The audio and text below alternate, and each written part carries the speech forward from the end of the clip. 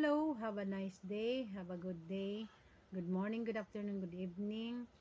Ako nga pala si Lumilin Lisayan Ribato, tiyahin ni Ruslim Lisayan Peregrino. Babasahin ko muna yung kanyang tanong. Ano-ano ang mga suliranin na kinakaharap namin sa ibang bansa? Marami. Kailangan lakas ng loob, tibay ng dibdib, lahat ng pagsubok kakayanin mo, kailangan di ka bibitaw para tumibay ka.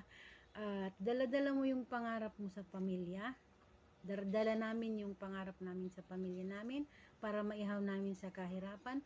Kaya kahit anong hirap na dinanas namin dito, kinakaya namin. Lahat ng trabaho, maging yaya, kargador, o ano pa man, lahat ng trabaho ng isang tao diyan sa Pilipinas, dito halos lahat sa'yo. Tapos may oras ka ng trabaho, minsan nga yung oras mo na natatrabaho mo pa. Ganon dito yung dinadanas naming mga OFW. Pero kinakaya-kaya namin, nilalakasan namin ang loob namin kasi nandito na kami. Pero una kong salta dito, talagang nagdidesisyon talaga ako, nababalik ako. Pero iniisip ko na para sa pamilya ko, kaya kakayanin ko. Habang walang tao, iiyak ka sa gilid, mag-isa ka lang, wala kang kausap, wala kaming DO. Hindi nasusunod yung kontrata namin. Sabihin na may day off, may ano, wala, hindi po nasusunod. Depende lang po yun. Swerte na lang nila na may day off sila. Para sa akin, wala po kaming day off. Pero nakakayanan ko naman. Happy naman ako sa trabaho ko kasi ano na ako ngayon, 7 years na ako ngayon dito. Running to 8 years na. Nakakayanan ko naman. At parang family ko na rin sila. Hindi naman nila ako tinuturing na katulong. Kung ano lang yung gusto kong gagawin ko. Pero bilang isang OFW, alam mo kung ano yung tawag nito, kalagayan mo. So, yun po yung karanasan namin bilang mga OFW. At sa ngayon kasi, ako yung nagluluto ng pagkain ko. Sa iba, siguro, hindi ko lang alam. Basta para sa akin, ako yung nagluluto ng pagkain ko. Ganon. Ito naman yung pangalawang tanong. Ano ba? Pangalawang tanong. Anong naging karanasan nila bilang OFW?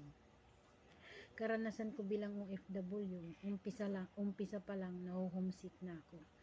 Kaya kailangan, bago ka pumunta rito, talagang isipin mo kung kakayanin mo ng 100 times, hindi lang 100 times, 1,000 times. Kasi dito, iba yung kaugalian nila, iba yung sa atin. Kung madidisiplina natin yung mga bata na hindi sa atin, dito hindi.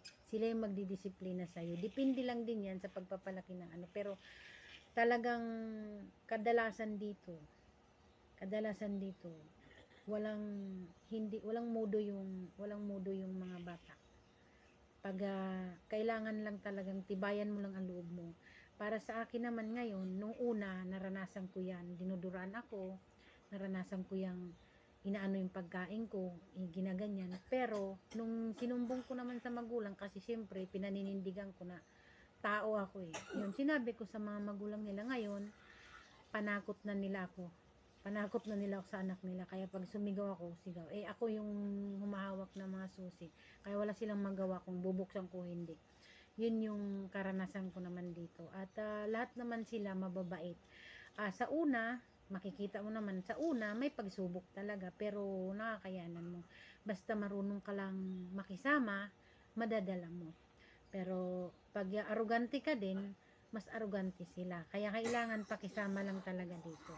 Doon mo maano yung ugali nila. Yun yung karanasan ko na nung una. Ngayon maganda na yung trato nila. Meron na silang tawag nito, may ano na sila, may pake. At saka pag nagsasabi ako, nakikinig naman na sila. Parang ano lang, parang ganun lang, parang friend lang. Hindi kanila tinuturing na katulong. Para sa akin yun, ha, para sa akin. Kasi ako, gumagalaw lang ako dito. Minamanage ko yung oras ko. Uulitin ko pala, yun yung kasagutan ko. At ako nga pala uli, si Lumilin Lisayan Rebato, OFW ng Saudi Arabia, area ng Mahadud, Katip. Yan.